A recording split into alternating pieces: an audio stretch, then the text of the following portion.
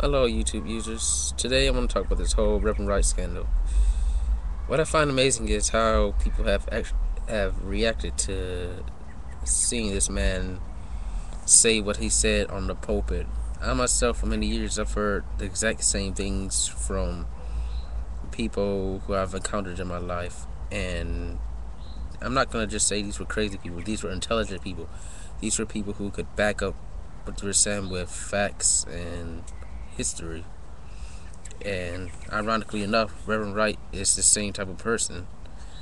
And I'm guessing that people who've heard this for the first time, or people who have heard this before, are so shocked because they tried to brush anybody off who said these things as a lunatic or just bitter, when that just isn't the case. People have a right to be paranoid, especially people of color in this country have a right to be paranoid because of past policies and present policies. But what I also find ironic is that nobody has ever played a sermon in its complete entirety. It's always started in the middle of a sentence or in the middle of words that could be construed as hateful if you haven't heard what came before or what came after. There was an imam once who told me that if you're going to open up a Bible, a Torah, or a Quran, you should at least read what came before it and what came after it so that you can understand what it said. And I'm just going to try and clarify some of what Reverend Wright said. Reverend Wright stated that Jesus was a poor black man in a nation controlled by rich white people. Now, I'm not going to get into what the color of Jesus was, but when you look at it from a metaphorical perspective, that's what it was. The Jewish culture, when they were invaded by Greece during the reign of Alexander, their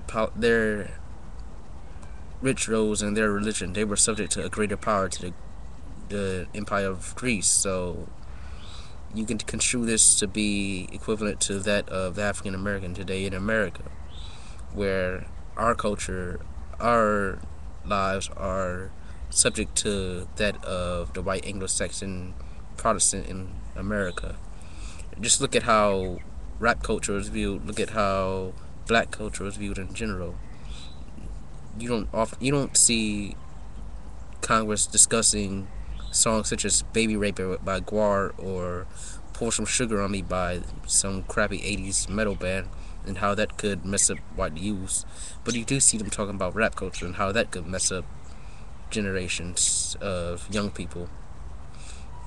Kind of ironic, eh? Also, Reverend Wright stated that rich that Barack Obama wouldn't be that Barack Obama is lucky to be where he is because this country is controlled by rich, white, privileged people. Well, it's true. I mean, he is lucky to be where he is. Think about it this way: we all know that there's never been a black presidential candidate ever, and ironically enough, there's only been 3 black senators in the history of this country.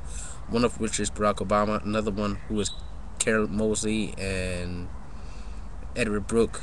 Those were the only 3 black senators in our country's history. Yet people are enraged because Reverend Wright stated that Obama's lucky to be where he is. Of course, he's lucky to be where he is. There's been a notorious glass ceiling for people of color and women in this country for generations.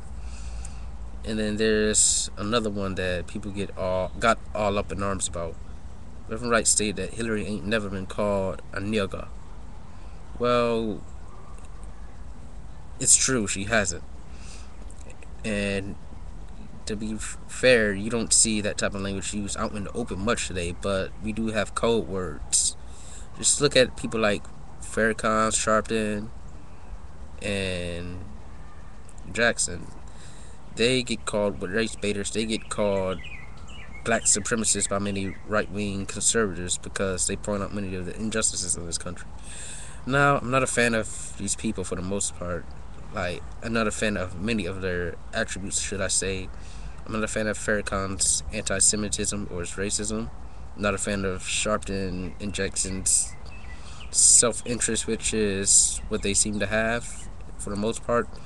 Anytime you see them parading around on television, but I cannot deny that they've done a great deal for people of color in this country and people in general.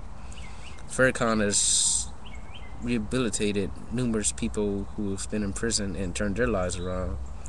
Sharpton and Jackson Davis brought attention to some injustices in this country, although I will say that a lot of what they have brought attention to is really stupid, and well, you get the point. They were working in their own self-interest, but they have done at least some good. What I find ironic is nobody's up in arms about Senator Robert Byrd, who was a member of the KKK, but ironically gets off the hook with America because he apologized for being in the KKK so many years ago, and apologized for filibustering the Civil Rights Act of the 60s when they were trying to integrate America and give blacks the right to vote. And I find it ironic that just a few years ago he used the term nigger in a derogatory manner on national television, yet nobody is calling for him to resign from Congress or Senate, from Senate. And then we have Strom Thurmond, who was a senator until he was one of the longest serving senators in our history until he died a few years ago. And this man, he spoke out against integration, ironically had a black daughter out of wedlock, yet you won't hear anybody condemning this man today even after he died, or you heard very few conservatives condemning him when he was alive. And then Reverend Wright also stated that Bill did us like Monica Lewinsky. Well, he did a lot of good for black people, but he also did do a lot of harm. He didn't do anything about the 1-100 policy, which is if you get caught with 1 gram of crack cocaine, it gets prosecuted as 100 grams of powdered cocaine. He didn't do anything about the welfare to work policy, which I don't agree with welfare in its current state for the most part, because it really does keep people in a position of subjugation to the larger government. But you could have at the very least done something to encourage traditional parents to move into the university system so that they could have some form of upward mobility. Or he could have at least used a tax income matched EITC. I can't remember what it stands for. EITC meaning if you work over a certain amount of hours, you get a little extra added to your check so that you can make ends meet instead of having to rely on the government for aid. Also, Reverend Wright stated that the chickens are coming home to roost. Well, you have to look at the history of America. We've done a great deal of meddling in democratically elected governments in our history. For example, remember the Bay of Pigs? Okay, what's his name? Fidel wasn't democratically elected, but we were still trying to manipulate their government by using exiles in order to cause a coup d'etat. In Ecuador, the CIA tried to overthrow the democratically elected government. In Congo, the CIA tried to overthrow the democratically elected government.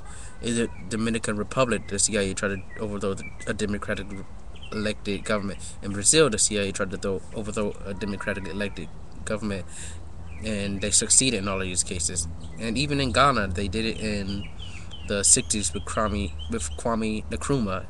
They overthrew his government, and Ghana is not as developed as they could have been had their government not been overthrown. So indeed, perhaps the chickens are coming home to roost after we've been meddling in so many foreign affairs.